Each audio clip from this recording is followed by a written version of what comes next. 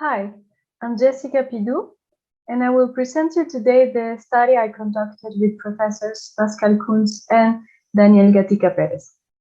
The paper is entitled Declarative Variables in Online Dating, a Mixed Method Analysis of a Mimetic and Distinctive Mechanism. First, I will present you our study in a nutshell. Why do we study online dating variables and developers' practices?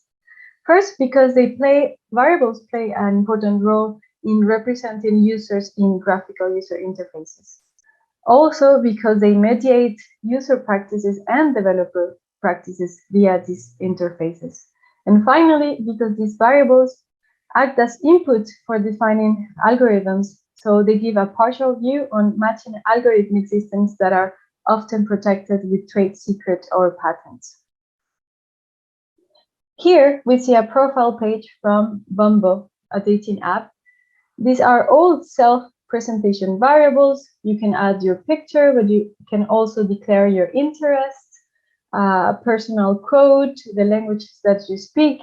And all these self-presentation variables have been studied in the literature mainly through qualitative studies. Only the latest study conducted by Olgado and some co-authors have studied these variables in a quantitative way, but are only from dating apps popular in the United States. Our contributions are the following. First, we conducted a qualitative and quantitative analysis, a mixed method that gives a comparative advantage across platforms. It also gives in-depth complementarity to the descriptive quantitative analysis thanks to the qualitative study. And we also created a methodology that is privacy respectful because we don't touch any personal data.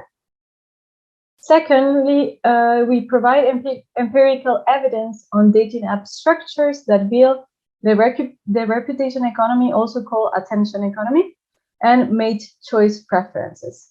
So in this way, we give a visibility on the plurality of dating realities. And also we describe from a bottom-up approach the dating market structure. This is different from focusing on the marketing speech of dating apps. The third contribution is that we provide the first in-depth analysis of dating app developers' practices. First, it gives a view on economic and sociotechnical factors that regulate the app development, and we also provide recognition to the makers of dating app experiences. Previous studies, only two, to my knowledge, have been conducted on dating app developers, and they don't focus actually on the concrete practices that these actors do. Our methods and data. First, let me present the research questions. The first one guides the quantitative analysis. Given the declarative variables collected from a set of dating apps, which main variable arrangements structure the dating profiles in direct mediation with users? And the second question that guides the qualitative analysis is, following dating app founders and developers' personal and professional experiences, which factors influence the definition of variables shaping user modeling and matching? Our corpus is 22 platforms, mobile apps, and websites that are accessible worldwide from French-speaking countries and Anglophones. We conducted 9 interviews with founders and developers in the dating industry. They were working in small and big companies. So we also conducted interviews with big players in the dating industry. And we focused on the variable definition practices only. We analyzed and collected manually 317 variables that were present in profile and research pages. 208 variables are unique and 109 are common. We describe in the paper the similarities and differences of the dating apps. Here I focus on the similarities. The results are the following. We produce first one dating platform classification where we identify 4 classes of dating apps. We produce also one variable classification, a typology that presents 9 classes of variables. And we finally identify factors, economical and sociotechnical, that influence user representation on dating apps. Our major findings, the first one concerning the study of graphical user interfaces, are that we define the structure of perception for seducing. First, the variables define attractiveness, but also the dating experience, as I will show. This definition depends on the brand and the market of the dating app. And we show that actually this definition creates an homogenization of online dating profile structures despite their language. Here we can see the variables that are present in 22 dating apps. On the top, we can see adult friend finder with almost 120 variables. And then at the bottom, we see pure with only 2 variables. So this shows first that previous studies have said that dating app is mainly a photo-visual experience. Here we say, no, it's not only a visual experience, it's also a declarative experience, and we provide the empirical evidence of this. And we also show that we extend actually the study of Delgado et al. And put forward the relevance of studying dating profiles as documents. Here I show you the classification we created with the similarities of dating app variables. We identify 4 classes. The first one, the green one, communitarian sex-driven, which is mainly based on variables that describe sexual preferences at a high level of granularity. The second one in the red square is a quick dating experience. Very few variables. Apps like Tinder or Pure, they mainly focus on socioeconomic status and demographic data. And here in the blue light square, we see the full commitment class, which is actually requesting a lot of information from users from different dimensions, sexual preferences, but also personality information, demographic information, and so. And finally, diversity in the purple square. These are apps like Bumble or Her, which are inclusive with gender options and also political orientations. And with this, we show that dating apps and the dating experience is not only based on sexual consumption, as some authors have said. And it's not only this, because as we can see, every app describes the experience according to its variables in different ways. And this shows also that the segmentation of preferences for choosing a partner depend on this structure. And we show that the preferences that users can declare are actually predefined in advance by this structure. Here, I show you the distribution of dating apps variables in a rounded percentage by classes. So we have here at the top, adult friend finder again, and we can see that it has 5% of coping type of variables in the profile page. Coping means questions about solving problems in a relationship.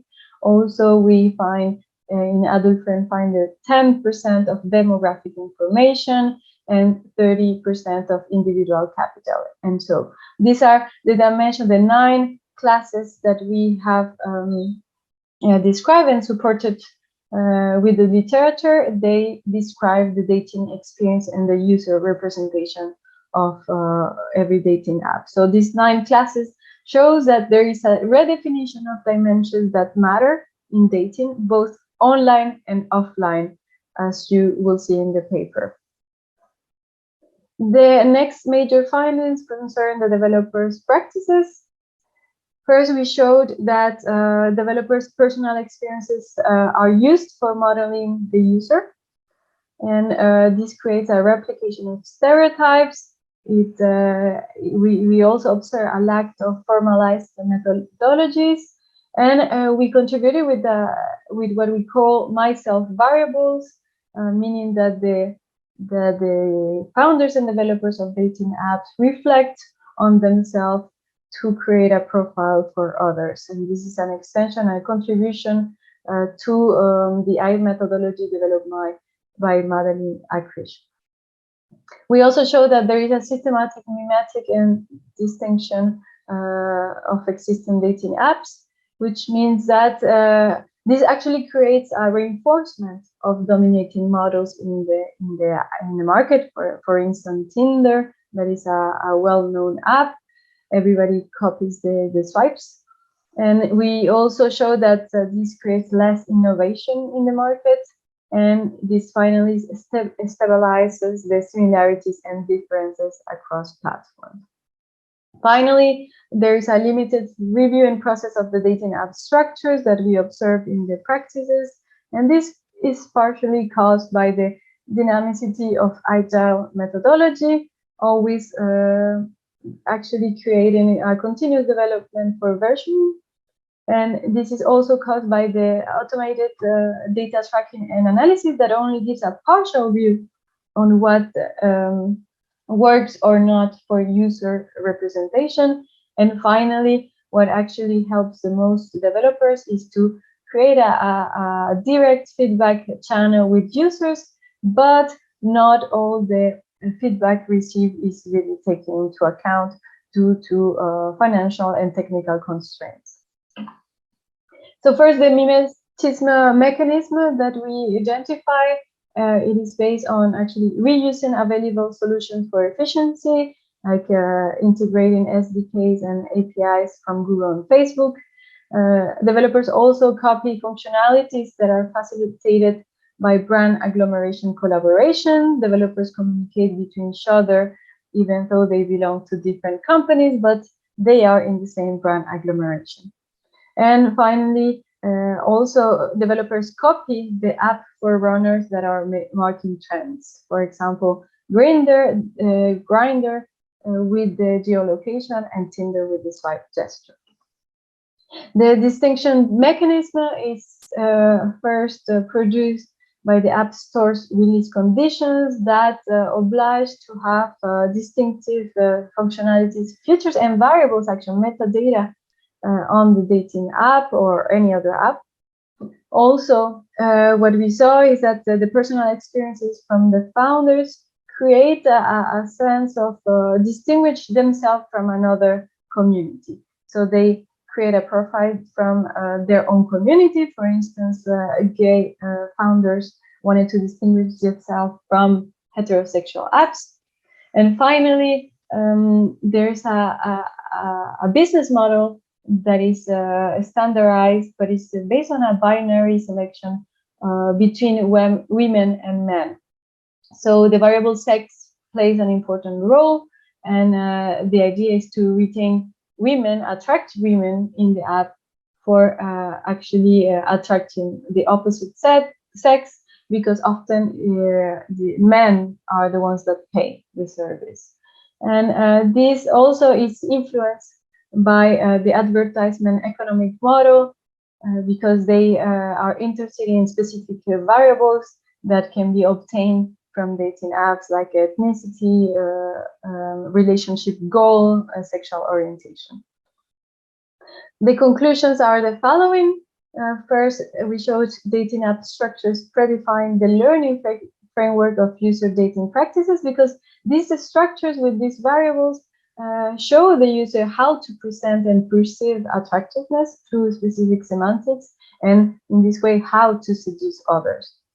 Second, the design of interfaces in the actual practice of defining variables replicates stereotypes and reduces user diversity. Third, developers' conceptual choices influence user modeling and recommendation system outputs, because they are predefined in advance by their choices on the variables. And finally, we saw also that some factors, top-down factors, economic and sociotechnical factors, constrain developers' possibilities. Here are our references, also other references about dating apps that you can find in this link. Thank you very much.